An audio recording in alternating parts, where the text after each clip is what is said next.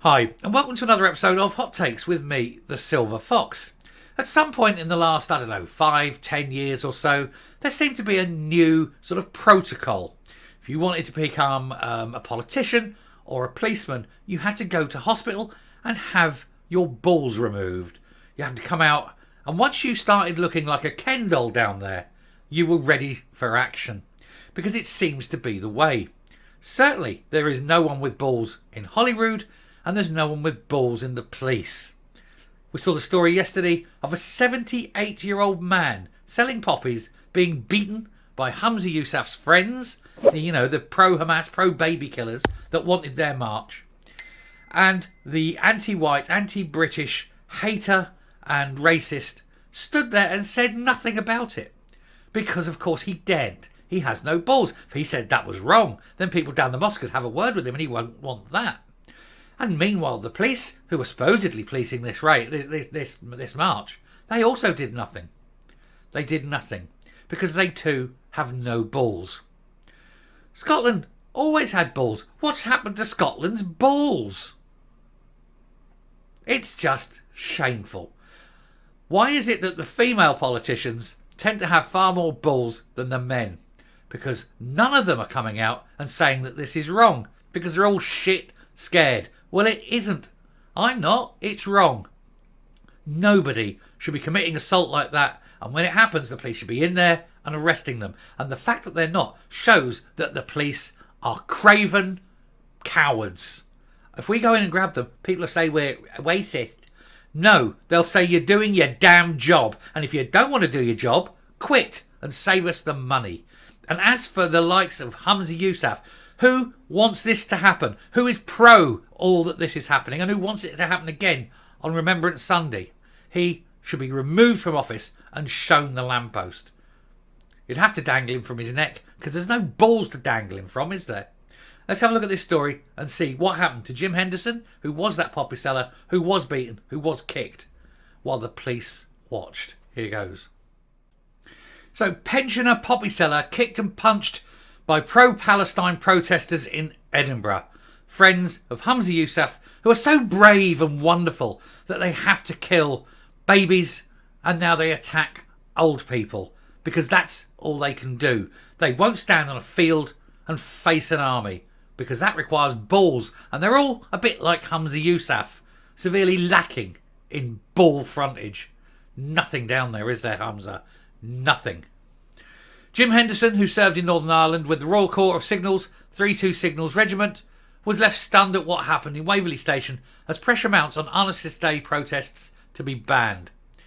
A poppy seller who was forced to flee from his stall in Edinburgh due to the pro-Palestine protests has revealed he was kicked and punched by campaigners. We told on Sunday that Jim Henderson and other volunteers were targeted in Waverley Station as hundreds of protesters demanded a ceasefire in the Middle East. Yeah, they want a ceasefire because they haven't got the balls to stand there and face the Israeli army. They can only kill Israeli children and women. They daren't go after men because, again, like most of that particular crowd, severely fucking ballless. Cowards, one and all. Poppy Scotland confirmed to the Scottish Express that it was forced to pack up a stall as tensions mounted. Jim, 78, was seen ducking behind a banner to escape the rowdy mob. Wearing a red beret and leather jacket, he was eventually helped to safety by station staff. Jim served in Northern Ireland with the Royal Corps of Signals 32 Signals Regiment. Speaking to the Daily Mail, he said, "What happened to me was I was getting shoved back. I was getting shoved backwards, in danger of falling, and one of them stood on my foot and split my toe. So I thought, I've got to get the money out of here. So I went down, and as I bent down, someone punched me in the back. Then I got another punch in the side. I managed to get up, and as I stood up, the driver who comes in to collect the money, all he could see was my beret, and he knew I was in trouble. 3 ladies with red uniforms on came out, and they shoved them away. The women went and got this guy out, because none of these... it took women with balls to fight these men off. Because these men went after a 78-year-old. 78-year-old. They should be ashamed of themselves. They're scum. They're each and every single one of them scum. And it's the example of why multiculturalism in this country has failed. Because these people will not integrate.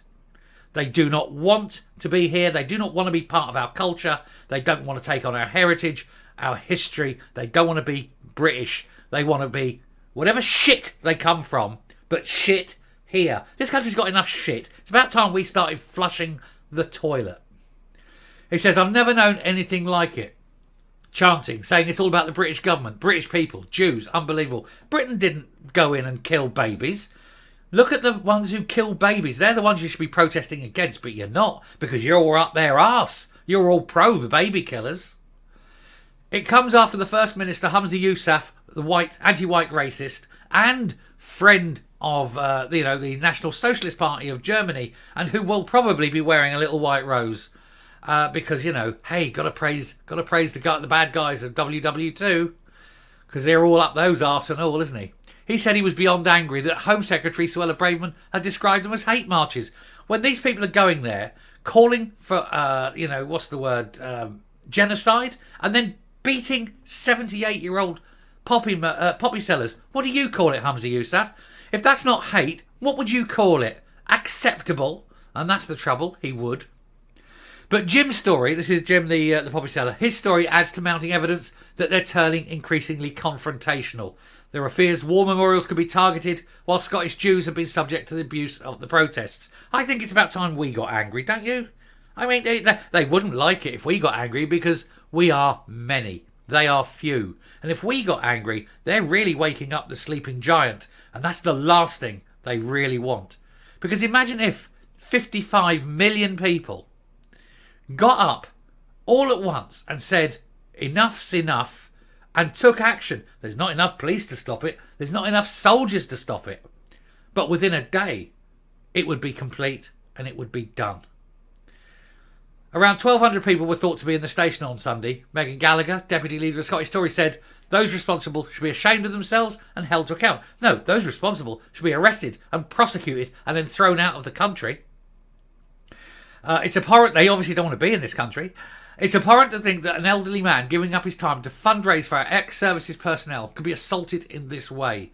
There's a world of difference between legitimate, peaceful protest and violent intimidation. No, you're right, Megan, there is. And these people do not do peaceful protest. They only do violent intimidation.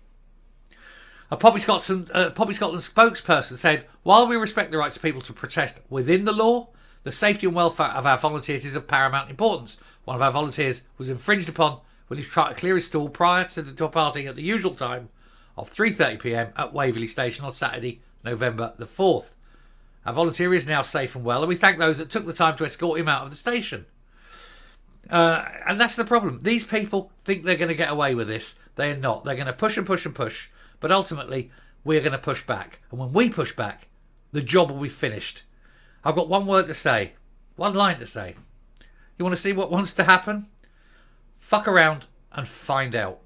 There's 55 million people that are prepared to make a stand and end this. Stopping now and coming up. Now, it is the likes of Humza Yousaf who need to be held responsible first. All of them need to be held responsible. But you have to start at the top. You have to start at the leaders. And the likes of Humza Yousaf needs to be taken out, removed from power, shown the error of his ways, and then thrown out of the country. A dog born in a stable is not a horse. And no matter how much he protests that he's British, he's certainly not British. He doesn't adhere to British culture, to British history, to British standards of behaviour. He hates white people. He hates British people. He hates everything about us. He's not British, despite what it says on his passport or his birth certificate. Because if he was, he'd castigate this. He'd moan about this. He'd say it was wrong. Because that's not the British way. But he's not saying that. Because he's not British, is he? I shall stop. Thank you very much for watching. I hope this has got to you very well. I do hope Jim is okay. I hope there's no long-lasting damage. I thank him for his service. I thank him for his bravery. And I hope that the police do start developing a pair of balls and start arresting people. But I won't hold my breath. Meanwhile, Ken Doll, I think he needs to be introduced to a lamppost. Anyway, till next time, stay safe, stay well, and I shall speak to you later.